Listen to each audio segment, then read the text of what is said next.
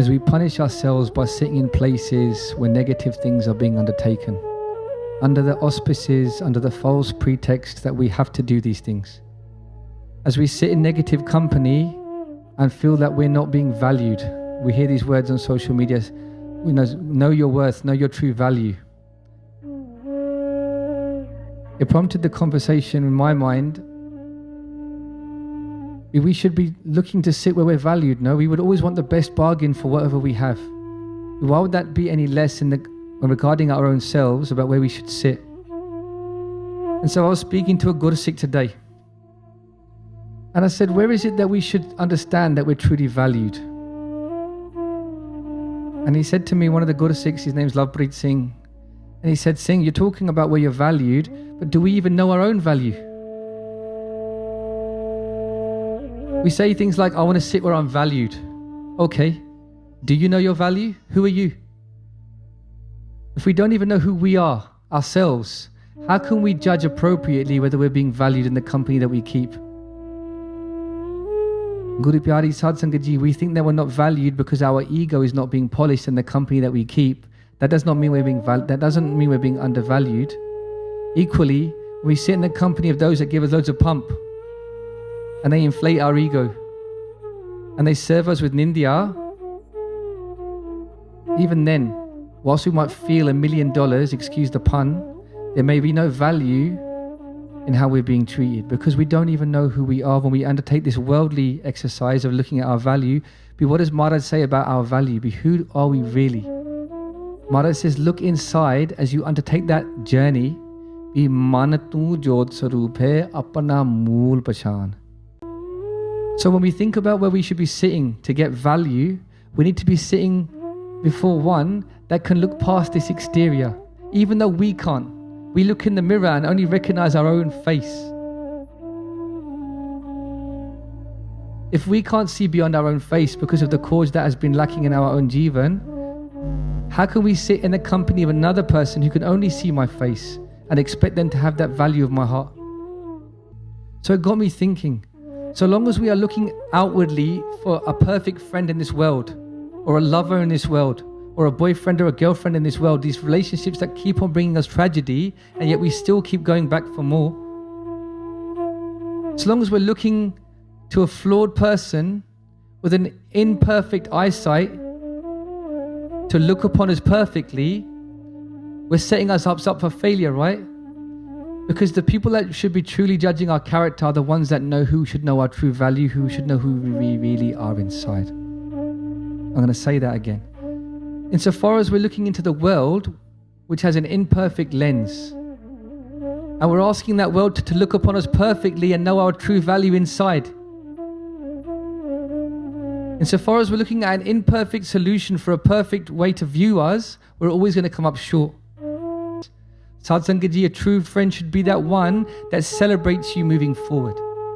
A true friend should be that one that celebrates your successes, even though if it might be beyond their own. A true friend, my brothers and sisters, is a person that wants the best for the best part of you. I heard that from one of the social commentators of the current time. It's all very well saying that this person's buying me drinks, or he's listening to me as I complain and encouraging me, or she's listening to me as I complain and doing those nindya, undertaking that slander. It's all very well saying that they're your friend, but what part of you are they serving? They're serving the worst part of you. Is that really service if the company that you're keeping is serving you, yes, but serving the worst part of you?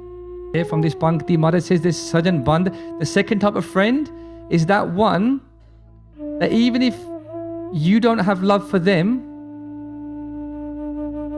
so you're absent love for them, they will still have your back. They'll have love for you. That they will still look out for you in this world. And these are the type of friends that we should start. We're getting to loyal characteristics now. These are the type of friends that we should be. The qualities of these types of friends are valuable friends. That even if you make a mistake and you step away, they say, I'm with you, I've got your back.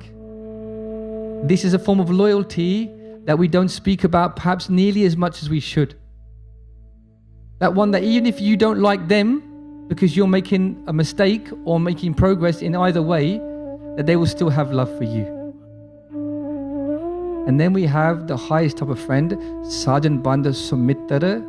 Sumitar meaning the highest type of friend, that one that even if you have hatred for that person, you turn your back on that person, they will still have your back in this world and even beyond this world. Who is that perfect friend that we speak of? Who is that perfect friend that we speak of? We speak of the saints, we speak of the Mahapurush, we speak of those great saints that stand among us. We speak, of course, of the highest of those saints, Satguru Sri Guru Granth Sahib Ji Maharaj. There are very few friends that will look to you even though if you wrong them, and they will have your back. There are very few friends that even if you turn your back on them entirely, they will still stand with you. And that quality is a quality of loyalty. It's one of the most royal qualities we can have as a friend. Kabir Sangat kariye sadki ant kare nirbaho Sakat sang na kijiye jate hoye nibaho. Kabir Sangat kariye sadki. Do the Sangat of those sadhus, and they will take you to where they're going to go. Just as the river will flow without obstruction towards the sea.